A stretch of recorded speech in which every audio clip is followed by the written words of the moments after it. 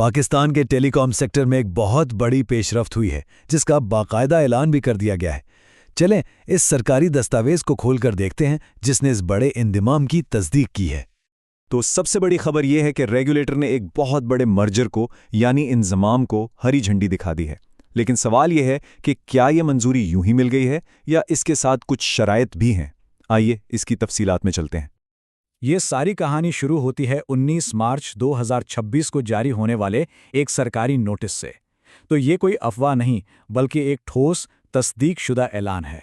तो सबसे अहम नुक्ता ये रहा, ये जो जुमला है ना, ये पाकिस्तान टेलीकम्युनिकेशन कंपनी लिमिटेड की तरफ से पाकिस्तान स्टॉक एक्सचेंज को भेजी गई सरकारी दस्तावेज का बिल्कुल मरकजी हिस्सा है। मतलब ये बात बिल्कुल साफ हो गई है कि पाकिस्तान टेलीकॉम मोबाइल लिमिटेड और टेलीनॉर पाकिस्तान के इंजमाम को मंजूरी मिल चुकी है।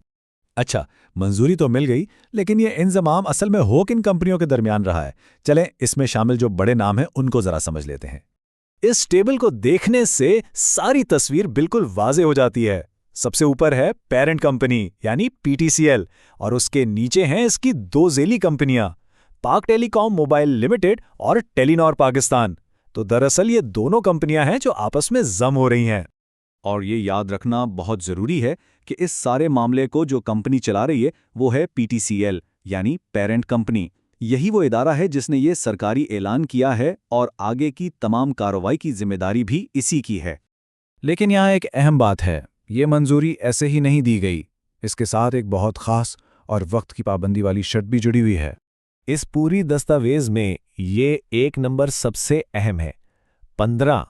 जी हाँ, कंपनियों के पास पाकिस्तान टेलीकम्युनिकेशन अथॉरिटी यानी पीटीए की शराइत को मानने के लिए सिर्फ 15 दिन का वक्त है, यानी कि वक्त बहुत तेजी से गुजर रहा है।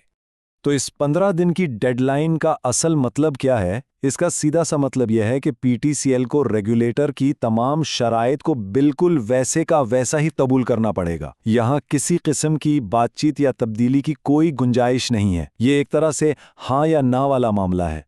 यहाँ एक और सवाल भी जहन में आता है कि आखिर ये सारी मालूमात पाकिस्तान स्टॉक एक्सचेंज को क्यों दी गईं? इसकी एक खास कानूनी वजह है। उसकी वजह है ये टर्म, कीमत पर असरअंदाज होने वाली मालूमात। आसान अल्फाज में ये खबर इतनी बड़ी है कि इससे पीटीसीएल के शेयर्स की कीमत ऊपर नीचे हो सकती है। इसीलिए कानून के मुताबिक कंपनी पर यह लाजिम है कि वो ऐसी कोई भी खबर फौरन आवाम के सामने लाए ताकि सबके पास एक जैसी मालूमात हों। अब जबकि मंजूरी मिल चुकी है तो आइए देखते हैं कि इस दस्तावेज की बुनियाद पर इस पूरे कॉर्पोरेट अमल में अगले कदम क्या होंगे। तो आगे का रोड मैप कुछ इस तरह का है। सबसे पहले 15 दिन के अंदर अंदर गैर मशरूत कबूलियत, इसके बाद स्कीम ऑफ अरेंजमेंट पर अमल दरामद होगा जो कि इस इंतज़ाम का पूरा कानूनी खाका है, और आखिर में कंपनी ने ये वादा भी किया है कि वो मुस्तकबिल में होने वाली हर नई पेशरफ्त से स्टॉक एक्सचेंज को आगाह करती रहेगी। और ये सारी सूरत हाल हमें एक बहुत बड़े और अहम सवाल पर लाकर खड़ा कर देती है। जब टेलीकॉम के ये दो बड़े नाम एक हो जाएंगे तो इसका सारिफीन और मार्केट पर क्या असर पड़ेगा? क्या सर्विस बेहतर होगी? कीमतों का क्या बनेगा? ये वो सवालात हैं जिनके जवाबात हमें आने वाले वक्त में ही मिलेंगे।